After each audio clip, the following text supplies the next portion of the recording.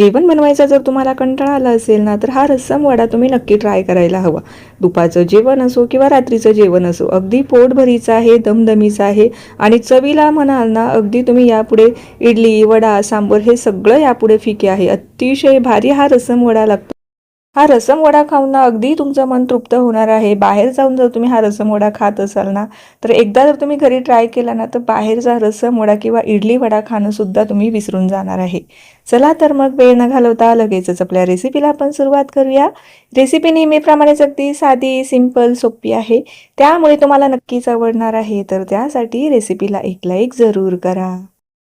तर सगळ्यात अगोदर आपण आता रसम बनवून घेऊया. तर रसमसाठी आपण इथे चिंच आणि गूळ भिजत ठेवूया. तर साधारणतः इथे मी एक 20 ते 25 ग्रॅम एवढी ही चिंच घेतलेली आहे आणि त्यातच थोडासा गूळसुद्धा घातलेला आहे. गूळ पावडर घातलेली आहे, तुम्ही गूळ घातला तरीही चालेल.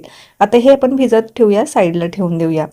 त्यानंतर रसम बनवण्यासाठी ना, शक्यतो हा रसम फक्त टोमॅटोपासून बनवता, परंतु आपल्या रसमला थोडासा दाटसरपणा यावा ना, याकरता पाव वाटी इथे मी तुरीची डाळ घेतलेली आहे. जर तुम्हाला तुरीची डाळ बाधत असेल ना, तुम्ही पाव वाटी इथे मूग डाळ घेऊ शकता किंवा मसूर डाळ घेऊ शकता. त्याने रसमला छान असा दाटसरपणा येतो आणि टेस्टसुद्धा छान लागते. बरेच जण ना रसममध्ये या कुठल्याही डाळी वापरत नाही, परंतु ना डाळी वापरून पहा, रसम खूप छान लागतो. रसम बनवताना सगळ्यात महत्त्वाचा घटक म्हटलं तर टोमॅटो. तर इथे आपल्याला अगदी पिकलेले टोमॅटो घ्यायचे आहे. तर मी 3 घेतलेले आहे. छान बारीक कट करून डाळ स्वच्छ धुवून आणि त्यामध्ये टाकायचं आहे. पुरेसं पाणी टाकायचं, पाव चमचा हिंगही टाकायचा आहे. तुरीची डाळ बऱ्याच जणांना बाधते, पित्ताचा त्रास होतो ना, त्याकरता आपल्याला यामध्ये हिंगसुद्धा घालायचं आहे. आणि छान अशा आपल्याला कुकरच्या 3 ते 4 शिट्या काढायच्या आहे. डाळ शिजत ठेवून देऊया. इथे आपली चिंच आणि गूळसुद्धा छान व्यवस्थित भिजलेला आहे. आता याला स्मॅश करून घेऊया, याचा कोळ तयार करून घेऊया. थोडीशी पद्धत जर म्हणाल ना, सांबर सारखीच आहे, परंतु ना सांबरमध्ये वेगवेगळ्या भाज्या वापरतात, तसं रसममध्ये जास्त करून टोमॅटो वापरतात. इथे डाळ आणि टोमॅटो छान व्यवस्थित शिजला गेलेला आहे. याला आता रवीच्या मदतीने छान असं स्मॅश करून घेऊया. डाळ आणि टोमॅटो स्मॅश करून झालं की आपण लगेचच फोडणी देऊन घेऊया, परंतु त्यापूर्वी ना आपण एक ओलं वाटण तयार करून घेऊया. तर मिक्सरच्या भांड्यामध्ये एक छोट्या साईजचा कांदा, 2 लसणाच्या कळ्या, 2 हिरव्या मिरच्या घेतलेल्या आहे, काही कढीपत्त्याचे पानं घेतलेले आहे आणि 1 चमचाभर जिरं आणि 1 चमचाभर आपल्याला काळी मिरी घ्यायची आहे. थोडंसं पाणी टाकून ना मस्त अशी याची पेस्ट तयार करून घ्यायची आहे. हे आपलं इन्स्टंट रसमचं वाटण तयार झालेलं आहे, मसाला तयार झालेला आहे. फोडणी देऊन घेऊया. कढईमध्ये तेल टाकून घेऊया. जिरं, मोहरी, त्यानंतर इथे मी 2 सुक्या लाल मिरच्या टाकलेल्या आहे. काही कढीपत्त्याचे पानंसुद्धा टाकून घेऊया आणि जे तयार केलेलं वाटण आहे ना, ते आपल्याला छान असं ह्या तेलावरती परतवून घ्यायचं आहे.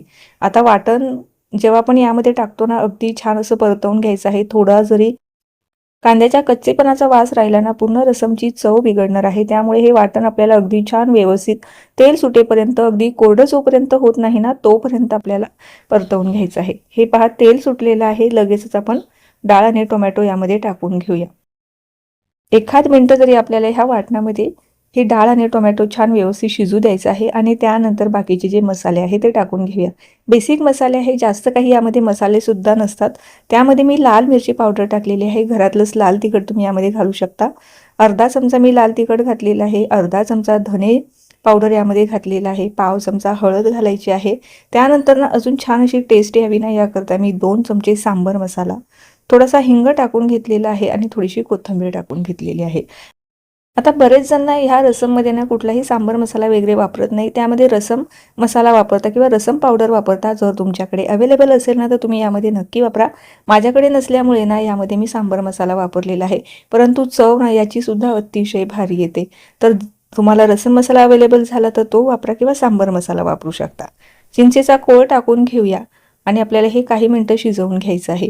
चवीपुरतं मीठही टाकून घेतलेलं आहे. पुन्हा एकदा हे सगळं जिन्नस एकजीव करायचं आणि हा रसम ना शक्य होईल तितका पातळ ठेवायचा आहे. जास्त घट्ट हा रसम चांगला लागत नाही, कारण जेव्हा आपण यामध्ये वडे टाकू ना, तर ते वडेसुद्धा रसम ॲब्सॉर्ब करतो. त्यामुळे थोडासा पातळ ठेवायचा आहे. तर साधारणतः एक तांब्याभर पाणी यामध्ये टाकलेलं आहे. गॅस मोठा ठेवूया आणि मस्त अशी खळखळून उकळी आणूया. साधारणतः एक 3 ते 4 मिनिटं मोठ्या गॅसवरती आपल्याला हा रसम शिजवून घ्यायचा आहे. वरती जो फेस येतो ना, तो जोपर्यंत पूर्णपणे बसत नाही ना, तोपर्यंत आपल्याला हा रसम शिजवायचा आहे. काही जणांना हा रसम फक्त प्यायला आवडतो, काही जणांना भातासोबत खायला आवडतो आणि काही जणांना हा मस्त असा वड्यांसोबत खायला आवडतो. आता हा रसम तुम्हाला कशासोबत जास्त खायला आवडणार आहे ना, ते मला कमेंटमध्ये जरूर कळवा. तर हे पहा, अगदी खळखळून उकळी आलेली आहे आणि वरती फेससुद्धा जमा व्हायला लागलेला आहे. आता हा फेस जोपर्यंत बसत नाही ना, तोपर्यंत आपल्याला असं चमच्याच्या मदतीने ढवळत राहायचं आहे आणि हा फेस पूर्णपणे बसवायचा आहे. तर साधारणतः एक 3 ते 4च मिनिटं आपल्याला हा शिजवायचा आहे. अगदी खळखळून अशी उकळी आलेली आहे. आता आपण गॅस बंद करून ठेवूया आणि याला साईडला ठेवून देऊया. रसम आपला तयार झालेला आहे. लगेचच आता वडे बनवायला घेऊया. तर वड्यांसाठीची जी डाळ आहे ना, मी ही 3 ते 4 तासापूर्वी भिजत ठेवलेली होती. 1 वाटी डाळ, त्यामध्ये 2 चमचे तांदूळ आणि 2 चमचे आपल्याला इथे मुगाची डाळ घालायची आहे. हे दोन्ही पदार्थ आपल्याला का घालायचे आहे, त्यामुळे आपले वडे छान खुसखुशीत होतात. 4 ते 5 तास व्यवस्थित भिजू द्यायची. त्यानंतर स्वच्छ धुवून मिक्सरच्या भांड्यामध्ये टाकायचे आहे आणि पुरेसं पाणी, म्हणजे आपल्याला जितकं पाणी हवं आहे ना, हे दळण्यासाठी तेवढं पाणी टाकायचं आहे. अगदी जास्तही टाकू नका, नाही तर पीठ पातळ होईल आणि आपल्याला वडे करताना सुद्धा त्रास होईल. तर अगदी कमीत कमी पाण्यामध्ये आपल्याला ही डाळ छान व्यवस्थित अशी मिक्सरला फिरवून घ्यायची आहे. अगदी बारीक स्वरूपाची डाळ आपल्याला वाटून घ्यायची आहे. वाटून झाल्याच्या नंतर आपण एका भांड्यामध्ये काढून घेऊया. आता बरेचदा ना, हे वडे बनवत असताना ना, पाण्याचं जर प्रमाण कमी झालं ना, हे फेटायलाही त्रास होतो आणि वडेसुद्धा आतून थोडेसे कच्चे राहतात किंवा जाळीदार होत नाही, खाताना घशामध्ये अडकतात. त्यामुळे ना, अगदीच कमीसुद्धा पाण्याचा वापर करू नका. हे पिठाचं प्रमाण तुम्हाला दिसत असेल, अगदी हाताने सहजरित्या असं गोल गोल फिरवलं जात आहे, असं पीठ तुम्हाला तयार करून घ्यायचं आहे. अगदी कमीत कमी सुद्धा पाणी वापरू नका आणि अतिशय जास्त सुद्धा पाणी वापरू नका. त्यानंतर सगळ्यात महत्त्वाची टीप इथे, आता यामध्ये आपण खाण्याचा सोडा वगैरे काहीही वापरत नाही हो. त्यामुळे आपल्याला ही ट्रिक करायची आहे. हे पीठ आहे ना, आपल्याला अगदी हलकं करून घ्यायचं आहे. जसं मी तुम्हाला व्हिडिओमध्ये दाखवत आहे ना, अगदी सेम तसंच करायचं आहे. जितकं तुम्ही हलकं कराल, जितकं तुम्ही फेटाल ना, तेवढं हे हलकं होणार आणि वडेसुद्धा जाळीदार होणार आणि आपल्याला यामध्ये खाण्याचा सोडा वापरण्याची गरज लागणार नाही. सुरुवातीचं पीठ आणि आत्ताचं पीठ यामध्ये तुम्हाला फरक दिसतच असेल. जोपर्यंत अगदी हे पांढरं शुभ्र दिसत नाही ना, तोपर्यंत फेटायचं आहे. विस्करने फेटलं तर थोडंसं लवकर होतं. आणि पीठ जे आहे ना, अजून एक चेक करण्याची पद्धत सांगते. हे पीठ वड्यांसाठी तयार झालं आहे की नाही. वाटीमध्ये पाणी घ्यायचं आणि हे पीठ असं पाण्यावरती तरंगलं की समजायचं आपलं पीठ व्यवस्थित तयार झालेलं आहे. जर वाटीच्या खाली बसलं तर अजून थोडंसं फेटावं लागणार आहे. आणि फेटत असताना पीठ जास्त हाताला घट्ट लागत असेल ना, थोडं थोडं 1 चमचा पाणी यामध्ये मिसळायचं. पीठ छान फेटून झालेलं आहे. त्यानंतर 1 चमचाभर आपल्याला जिरं, पाव चमचा ओवा, पाव चमचा हिंग आणि लगेचच चवीपुरतं मीठ घालायचं आहे. पुन्हा एकदा एकजीव करायचं आहे.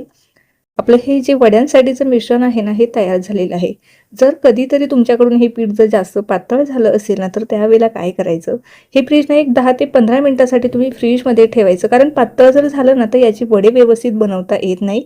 तर त्याला थोडंसं घट्टपणा हवा असतो ना, त्यासाठी आपल्याला हे असं मध्यम कन्सिस्टन्सीचं ठेवायचं असतं. इन केस जर झालं तर थोडंसं 10 ते 15 मिनिटासाठी फ्रीजमध्ये ठेवायचं, म्हणजे वडेसुद्धा छान असे तेलामध्ये सोडता येतात.